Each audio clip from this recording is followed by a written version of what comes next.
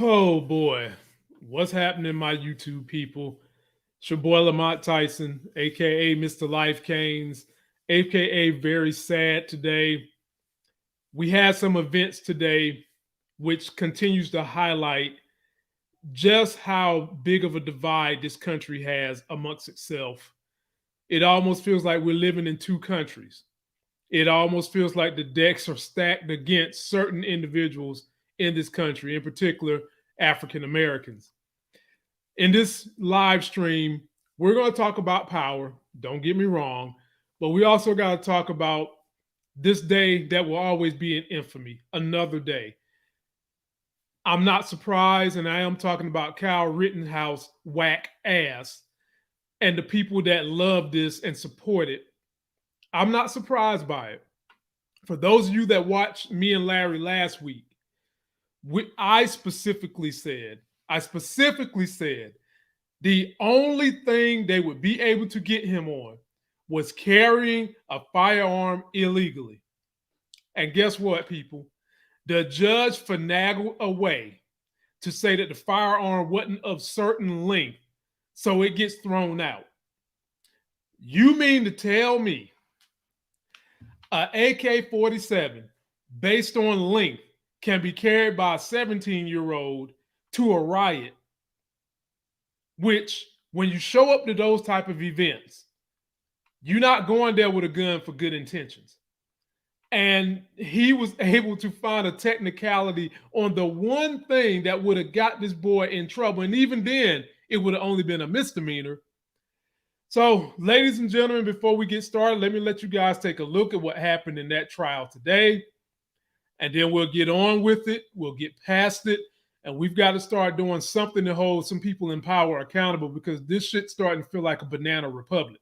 Here we go. Is there anyone who does not agree with the verdict as read? Would you wish the jury polled? No. Okay. Okay, folks, your job is done, and we started just about 3 weeks ago. And I told you it could last 2 weeks and 2 days. This is 2 weeks. This is 3 weeks. You were a wonderful jury to work with. You were punctual. You were attentive. And the forgotten six over here who had a very difficult job of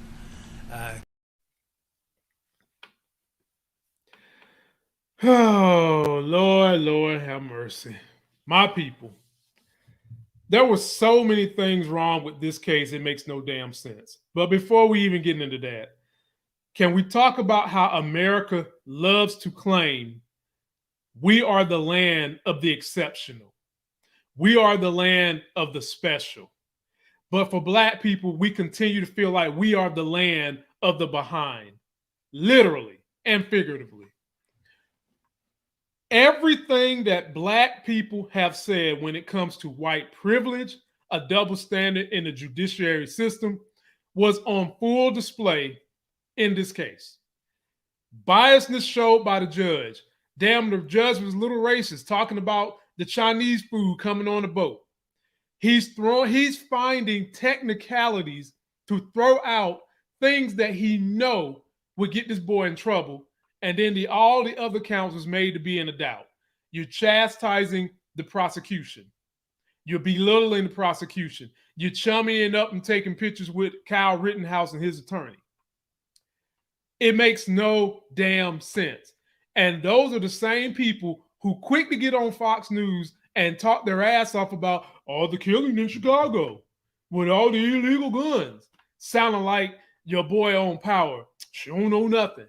Well, your asses don't know nothing. And is this the new standard for America? Vigilante justice? Kyle gets away with this. We stormed the Capitol. QAnon kid that stormed the Capitol get like 46 months, which, what the hell is that? So are we legitimately saying insurrections and vigilante justice is okay? Because when the Black Panthers decide to ride again, I don't want to hear no shit. I don't want to see nobody going to jail because this is baloney. And it bothers me more now that I have a child and I have to try to tell her and explain to her why these things seem to happen to us and not them, and not really be able to give her a good solid explanation other than the history of this country is one that has put us in the position behind. Hold on, people. What's up, bro? What's happening, man? Yeah, I'm on a tirade. Let me finish and I'll let you get in. The shit is madness, people. It's pure madness. And I'm sorry the Democrats are about to catch some of my fury too. They have complete power right now. And what are they doing with it? Hardly nothing.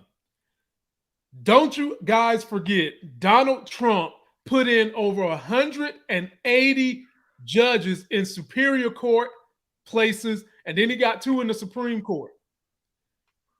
Those type of judges are exactly what we just seen on display in Wisconsin.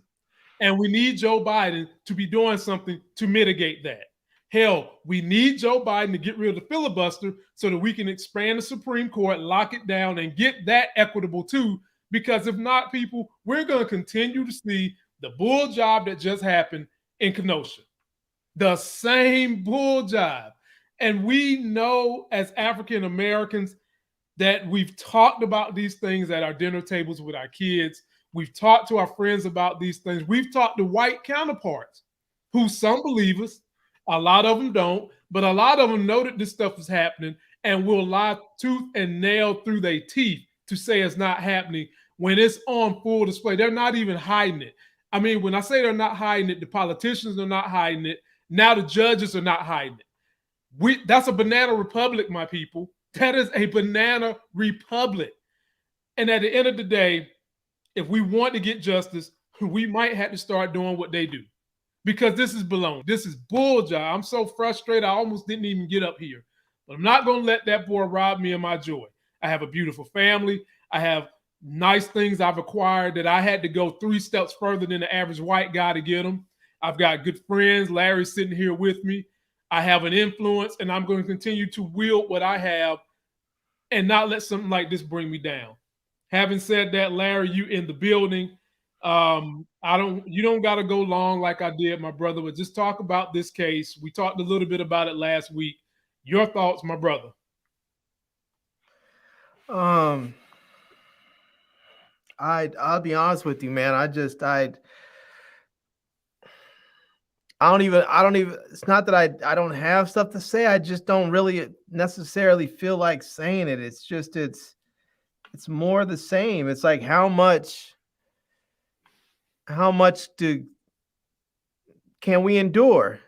And I get so frustrated when I watch these things on TV and I keep seeing these people up there saying we're calling for peace. Oh, why? People are saying we're calling for peace in the streets. Why? Why are you calling for peace in the streets? Peace in the streets got us right here. Peace in the streets has not got us anything. The only thing that has ever brought about any change in this country has been violence. That is it. Violence. Either violence that has been perpetrated upon us or violence that we are perpetrating upon them. But violence is the only thing that has brought change in this country. We cannot have peace in the streets and expect that anything's going to change. Why would you? Why would you? Why would you change if you have the most foul ass behavior? If you're a woman or a man and you go out every night and you have sex with multiple sex partners and get high and drunk and you come home and beat your spouse and go to sleep and they wake up and cook you breakfast and wash your clothes and act like nothing happened, why would you change your bad behavior? There are no consequences. No. The only thing that changes it is when you start to feel the pain.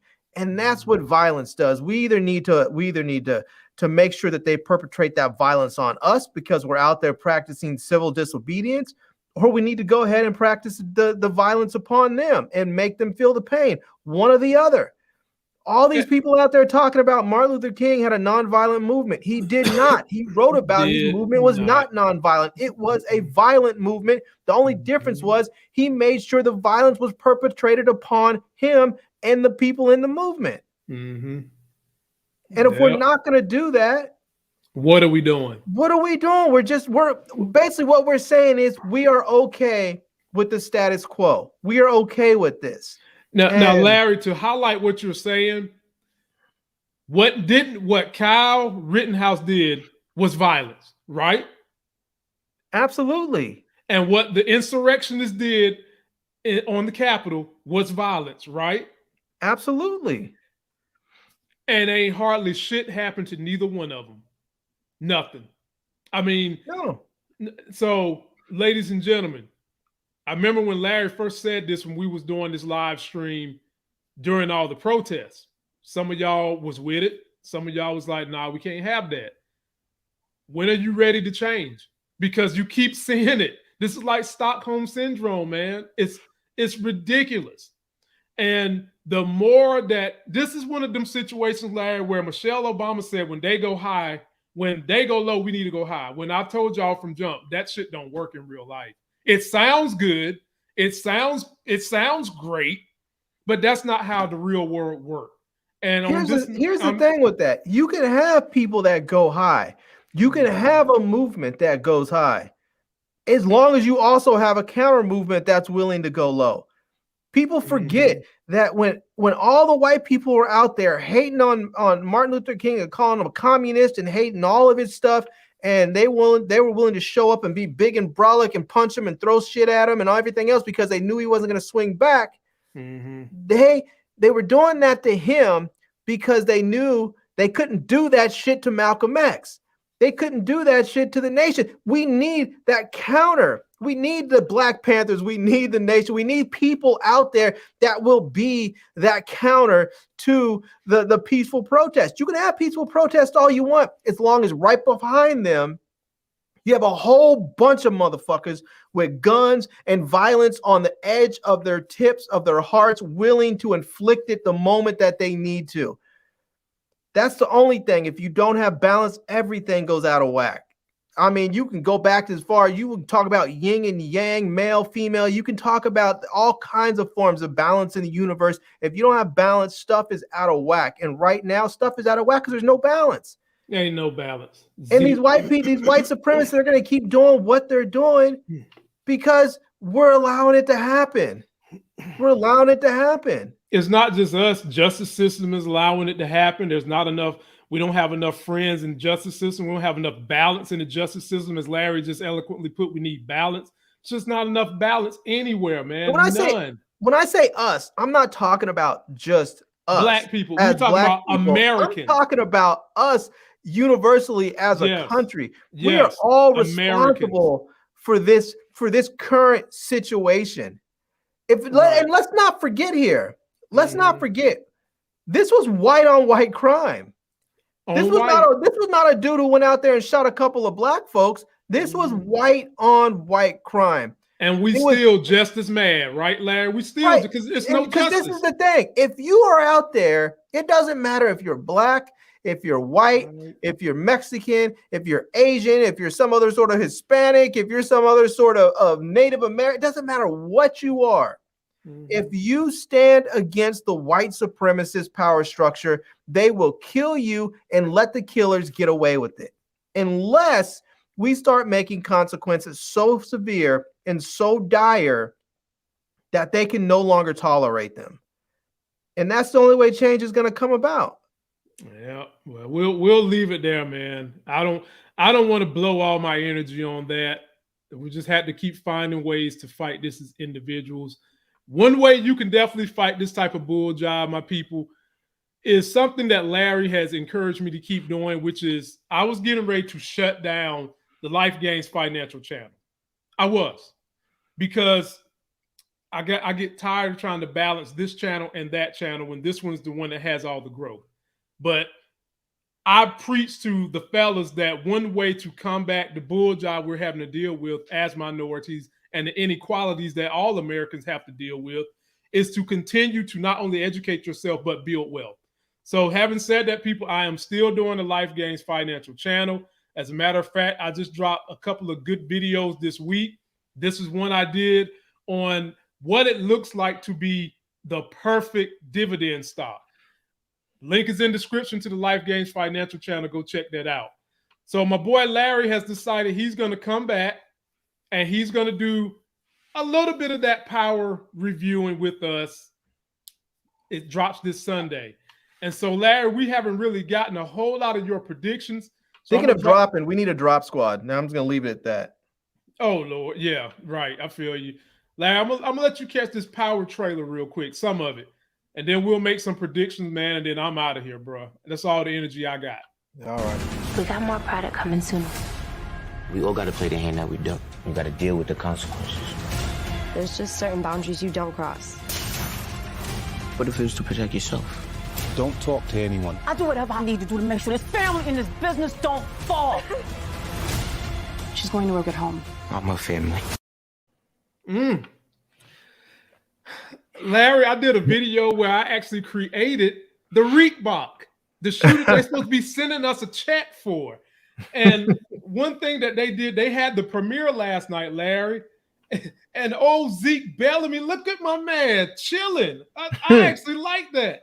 That's right. Lauren. This is the premiere they did. Then we got some other stars, people. That's your girl right there. Then we got Braden and his brother. Right. Then we got Tariq and Effie. And then we got Professor Plagiarism. Hey, got the beard thing going on, looking right with Kanan. And then we got Zeke Bellamy with Diana, and that lighting must have been strong because Diana is not that light. And then finally, last but not least, old Cooper Sacks with Braden's brother on the show.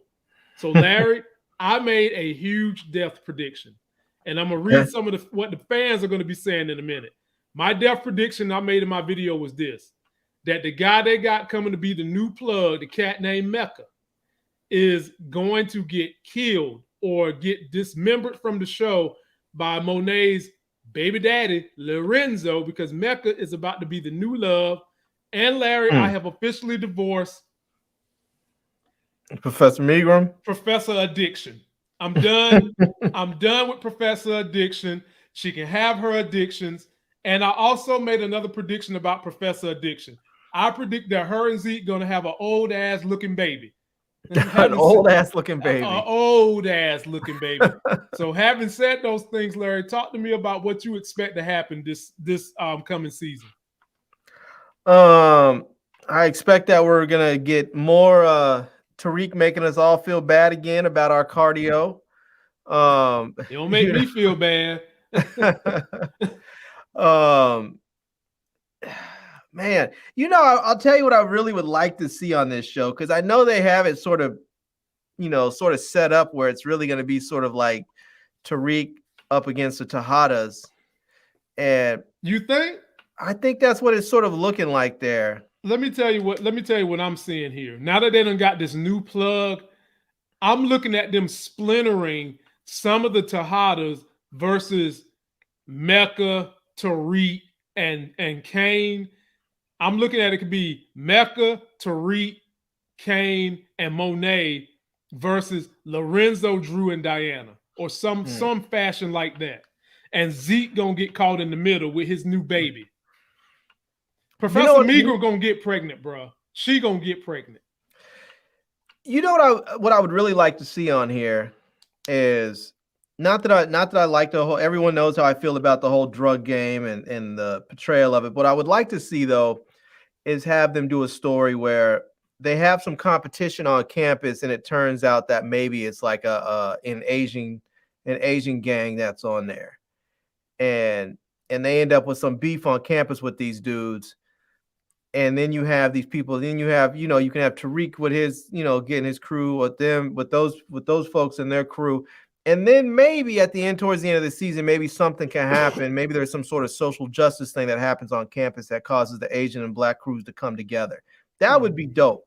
Because right now, what I see is a whole bunch of Black people getting mad at each other and killing each other. And I would really like to see the show get away from that. Okay. I think there's a lot of good story out there that you can still have. If you still want people in the game, you can still be in the game. You can still do that, but you can also tell a good story without Black people killing each other. Well, you're going to definitely have some Black people killing each other, but I think one thing I do like about I do like how they do have diversity on this cast, because have you forgot about Simon Stearns? Larry, Simon Stearns is coming back. Yeah. Braden, his brother, and a bunch of other white dudes is going to be on this show. Not to mention, Tate is back.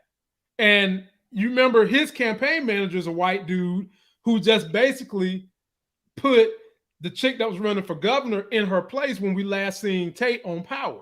Right. And I saw her name on the series this season. So I don't know what role she's going to be in, but she's going to be up here.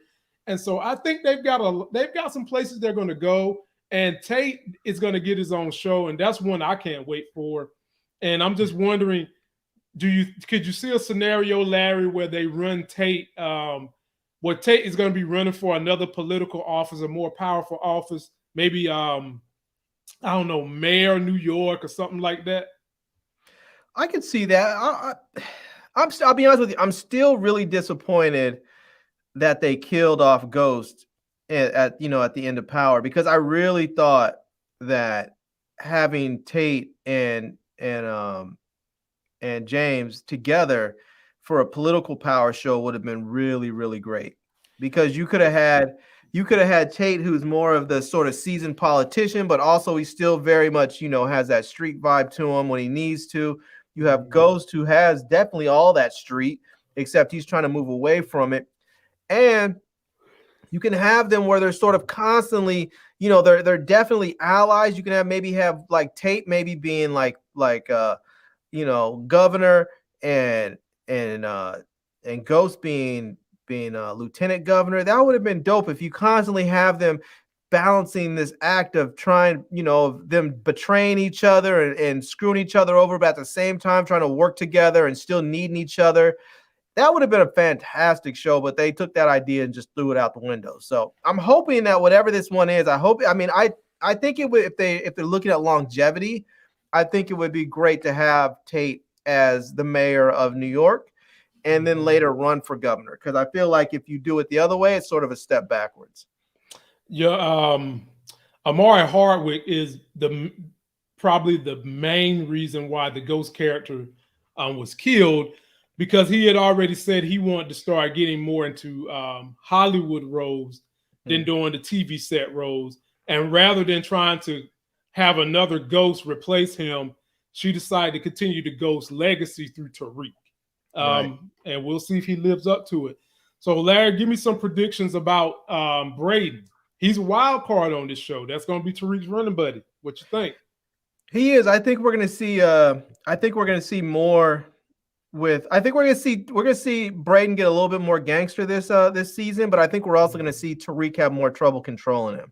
Oh yeah, can you see them getting into a fight with each other? I can easily see that. I can see it, but I don't think it's going to be. I don't think it's gonna be like a fight that's gonna really bruise egos too bad. I think it'll be a dominance fight. It'll be a dominance fight that'll end up probably where they run around, tussle on the ground, and it ends with Tariq putting a gun to his head, saying, if I wanted to do it, I could do it. Something. Mm-hmm. So I don't know. I see that's gonna be a lot of trouble. I see Braden's gonna be a lot of trouble for Tariq this season. But I think what actually may help with Braden is I think that what's her name is going to still be around. What's her name? Lexi. What's her name again? Effie. F.A. Yeah, I think Effie's going to be around a bit. She might be able to help calm down Braden some, partly because, Braden's always been into her and she's just smart like that. She seems very savvy. And I think as a woman in the game, she has to think a little bit differently than some of the dudes do. So, but it's not like, we know Tariq wants to be he is a gangster. He kind of wants to be sort of like the street level gangster where he's popping shots and stuff. But we know that for the most part, he's a private school kid. He works and operates like a private school kid. So, He's the type of cat, man, that he's type of. I want to say he's the type of cat that don't get his hands dirty, but he will get his hands dirty. He's done it before. But he seems to be more of the cat that wants to make the mastermind plan and sit in the top of the balcony in your rooftop apartment while everybody down below him orchestrates his plan, and he only comes down to get stuff dirtied up if he really got to take care of somebody. That's kind of more how I see Tariq. Right. And it's interesting because they're setting it up very much in the same way that they did the original show, where you have sort of the brains of the operation. Ghost is black. You have the other dude that's sort of the wild card that's in the game because he loves the game.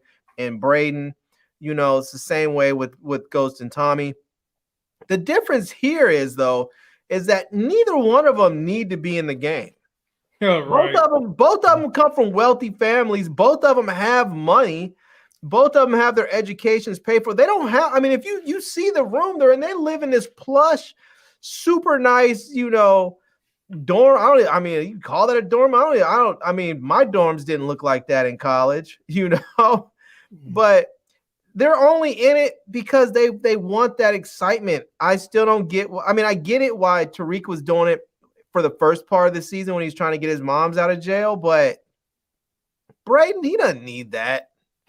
Even when Tariq started in the game when he was at private school, he didn't need that. They're both really just doing it in large part for the excitement. Man. Let me read to you what a fan sent in. This is from King Mars 54. Now, people, if you ever want me to read comments or make fan videos for you, all you got to do is join me on IG, shoot me a DM. It's easier to communicate and sift through communication on IG. So this is what he said.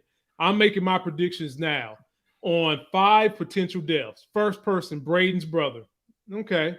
Second person, Zeke. No way. He's about to get Professor Addiction pregnant. Third person, Lock and Key. No way. She's not dying. Fourth person, Drew, boyfriend. Yeah, I can see that. Fifth person, someone in the Tejada family. I'm calling it right now. Bruh, with all those guesses, you're definitely going to get somebody right. But I can tell you, it ain't going to be Drew. It ain't going to be Professor Addiction. But we'll see where it goes with that. But appreciate the comment, brother. I'll tell you, I could see it being Professor Megrum if it plays out in the way that you're saying, where she gets pregnant by Zeke. I can see that. I can see them throwing a wrench into Zeke's life and sort of causing scandal on campus if she gets pregnant, and then maybe right after she gives birth, something happens where she ends up getting killed. Then you have a really interesting story, because now all of a sudden, if people were like, well, who's the baby? And like, who's the baby daddy? And maybe they thought that the father was what's his name? Old boy that Tariq killed last season. Jabari. Yeah, so if they think it's Jabari was the dad, was the father, and then she ends up getting killed, and now they're like, here's this poor baby with no kid, with no parent, and then all of a sudden it comes out, oh, it's Zeke. Zeke was sleeping with her. It's his baby. I mean, I think that would make for a really interesting storyline. As far as Drew's boyfriend getting killed, I think that's just, it could happen because it's just so inconsequential. No one's going to care. But didn't they break up? Didn't he threw a little temper tantrum and ran out the room on one of them episodes, like one of the very last episodes? Didn't they kind of break up or something? I think so. But yeah. That's one of those things. No one remembers because no one cares. It's just inconsequential. But I could see one of the Tejadas getting killed, maybe, but the only one that I could see possibly getting killed, and I don't even know if it would be one of the Tejadas, but I could definitely see either Effie or Diana getting killed, because both of them are beefing, over Tariq. Tariq is in a love triangle, Larry, so he's going to be doing a whole lot of running. He's got Diana, he's got Lauren, he's got Effie. But here's another prediction I made, Larry, to my people. I predict Lauren is going to get turned on to the streets because of Tariq. You think so? Oh, hell yeah. Oh, hell yeah. She might fight it in the beginning, but when she starts seeing all these other women all on his job, she probably just succumb to the allure of that fast life. Maybe. I hope not, because I feel like Lauren is like one of the few solid people in there that's just like, I think she's one of the few people that could probably help keep Tariq on the straight and narrow. He's already off on some other BS, but when it gets to a point where he's ready to set that down, if he ever gets there, she might be someone that can help him, guide him back to a straight and narrow path. Because, you know, I mean, obviously she comes from a good family. She wants good things for her life. I just, you know, it's one of those things. Women always like the little bad boys who want to run around. They're exciting to be with. They, you know, and then at some point that reality smacks you in the face, you know? Yeah. Well, Larry, what you got going on this weekend, man? I'm getting out of here, man. This is enough for me. Nothing, man. I had a whole bunch of videos planned, but I'm not making shit.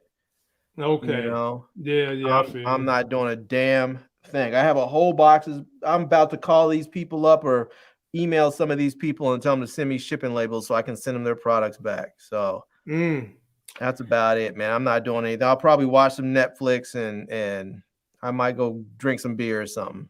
Okay. Well, ladies and gentlemen, be sure to stay tuned. Go check out Life Gains Financial Channel. Like I said, this is one of the latest videos I put up there the other day. I will be running that channel hard. I'm actually going to start podcasting those videos. So in case you're driving and you want to listen, you can listen to it. And I will be. Roadblocks? Do I what? Did you see Roadblocks? It's like at 134 now. Unbelievable, bro. Loving it. Loving it. I'm covering it. And next week, I'm going to try to cover the best way to pick and buy EV stocks because everybody's trying to recreate and chase what they think is going to be the next Tesla. And I need y'all to be smart about doing that. Pump the brakes a little bit. Stop chasing that fucking Rivian. Stop chasing Rivian. Just pump the brakes a little bit. I was watching. I've seen that I saw that Rivian went way up. But then I also saw that Rivian and Ford had canceled their plans to collaborate on a new EV vehicle. I wasn't sure what they were doing. I don't know if it was going to be a car or a truck or something. But apparently whatever it was, they canceled it. So I don't know. Maybe Rivian saw what their IPO did, and maybe they got too big for their britches, or maybe it just didn't work out.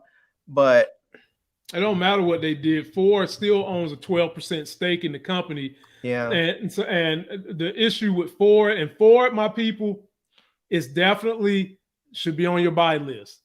The guy that runs Ford completely hates Elon Musk. Here's the Tesla thing too, man. Ford with that F-150, if they hurry up and get that thing out there, anybody else who's making electric trucks will pretty much be dead in the water. Like I know Rivian is they have that truck. It looks nice from what I've heard really good things about it. But I can tell you right now, if you get an F-150 out there, everyone's going to be like, why would I buy anything else? The Ford trucks have been basically unstoppable since they started putting them out. If you buy a Ford truck today, even a regular old gas one, as long as you change the oil in that thing every 6,000 to 10,000 miles, that truck will keep on going forever. Here's the problem, Larry. The people that normally buy F-150s, do you think they're actually going to be excited to buy an electric F-150? I don't think so. I think they will if it's marketed to them in the right way. Like I like the one thing that they showed where they were saying, oh, you know, if the power goes out, your F-150 has enough to power your whole house for like 4 days or something like that. That was very cool. They showed a house that looked like it was Superman's, parents' house in Kansas in the middle of a field. All that's cool. What I think they should also do is show people like with a full-on tool shed or a tool thing in the back of the truck where you can plug in and power have a power saw running. You can have all your tools and everything running off of your truck and say, hey, you know what? No need to worry about buying all these extra batteries. No need to buy all this extra crap. No need to carry a separate generator. You have to drive 50 miles to work, and not pay for any gas. Plug all your tools in, drive 50 miles back home and charge up when you get there. You have a full day where you haven't had to pay for anything extra. I think they need to appeal to those people because there's a lot of people who just like F-150s regardless. They have trucks that they know have never seen a day of work in their life. They drive it up and down the freeway because they want to feel good about themselves for whatever reason. But, you know, whatever it is that gets them with the trucks, cool. But people who actually need to work with their trucks, they need to market to them, and they'll buy them. And you know, Homeboy didn't change the design of the F-150 to make it look like something new and radical. It looks just like regular old good old boy pickup truck, maybe with a few more specs on it. But here's the thing, Larry, no one is in better position to ramp up EV cars than Ford and General Motors. And if you believe in the future of EV, I'm going to make a video next week showing you guys how to do something called a leap. That will allow you to buy 100 shares of stock for the price it is right now and lock that price in for 3 years later, all without having to pay the cost of 100 shares. If you want to see that, you're just going to have to stick and watch my video when I drop it sometime next week, because that's some good stuff right there. I'm going to help y'all out. And shout out to J Mo. He done came in the building. Check him out. His link is in the description. What's up, Jay? Shout out to Moochie. Mooch? Yep. And so, yeah, Larry, that's what I'm going to try to put out next week. And we'll be in here to review Power on Tuesday. We'll be back to do BMF on Monday. And I'm going to actually have a live Power review. Guess who's deciding they want to invade my space again for another show? Y'all's favorite wife, Crystal. And whenever she decides she wants to invade my show, y'all know I got to give it to her hardcore. I'm going to pick on her. I'm going to talk junk. The only thing is, Larry, I done divorced Lock and Key. So I can't pick on her with that no more. I'm so mad. I'm so done with Lock and Key. So who's your new boo? I ain't got none, man. That's so, man. I'm through with all of them. I'm through with all of them. That was my one, and I'm just done with all of them, Larry. Well, I'm not done. I'm not done with Lauren yet, because Lauren seems legit, and she as far as I know, she doesn't really know what Tariq does. No, she doesn't. Yeah, she doesn't. Now I can't say. I mean, obviously Diana's she's from a different type of family, so she was sort of born into that. So it's kind of hard to put all the blame on her for being born in it. And she obviously wants out of that life, and she's trying to get, she went to college and saw that whole thing, and her mom was basically like, nah, that's not for you. So I'm not blaming her entirely. Right. Effie, I mean, come on. Effie has no excuse. Effie's smart as a whip. She's gone to the same, private school that Tariq did. She's now going over to, another fancy university just like Tariq, and she's still messing up. I mean, at some point you have to set all that stuff down. Just say, you know what? I don't need this. Let me just go ahead and be a regular student. And, I mean, honestly, what do they need the money for? I mean, it's not like they have people to support. It's for as the people in the military say, Larry, shits and giggles, man. That's what it's for. Simple as that. My people, J Mo is going live when we're done tonight, and I'm getting off pretty early, so you guys go catch my man on his channel. His link is in the description. That's going to do it for us, my people. Don't forget to like the video, comment, subscribe, share. Be sure to jump on the Life Game Financial channel. I'm putting out everything you can think of: real estate, stocks, Tesla. I'm putting it all out on the new channel. Podcast soon to come. Till that next Sexy as Hell video, which will be with the wife on Sunday. I'll see you. Peace. Peace.